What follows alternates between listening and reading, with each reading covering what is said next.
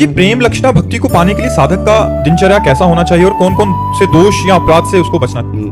पहली बात तो प्रेम लक्षणा भक्ति प्राप्त करने के लिए सदगुरु की शरण।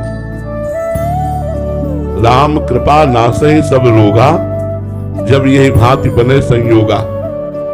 सदगुरु वैद्य और वचन विश्वासा और संयम यह न विषय के आशा। पहली बात तो भगवान की विशुद्ध कृपा उस पर होती है जो प्रेम लक्षणा भक्ति के मार्ग में चलना चाहता है। प्रथम हृदय श्रद्धा जो करे, आचार्य जन जाय अनुसरे, जहां जहां हरिवंश के। जो प्रेम लक्षणा भक्ति के आचार्य हैं, पहले उनकी शरण होनी चाहिए।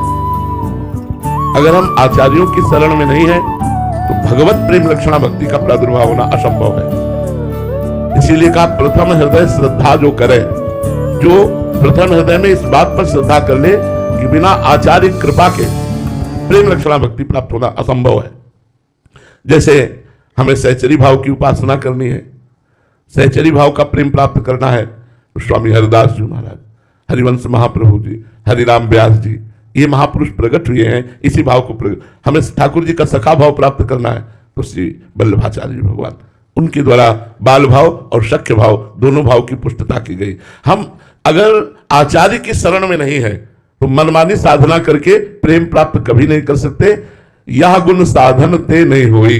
जो प्रेम है ये साधना से प्राप्त नहीं हो सकता। ये तुम्हारी कृपा पाओ कोई कोई कोई कोई कोई कोई जो आचार्य की शरण में है।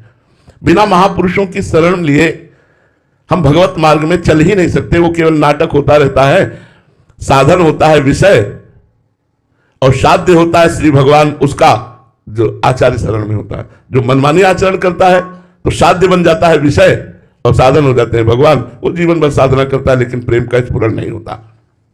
तो प्रथम हृदय श्रद्धा जो करे, आचार्य जन जाय अनुसरे, आचार्यों का जो आदेश है उसके अनुसार चले।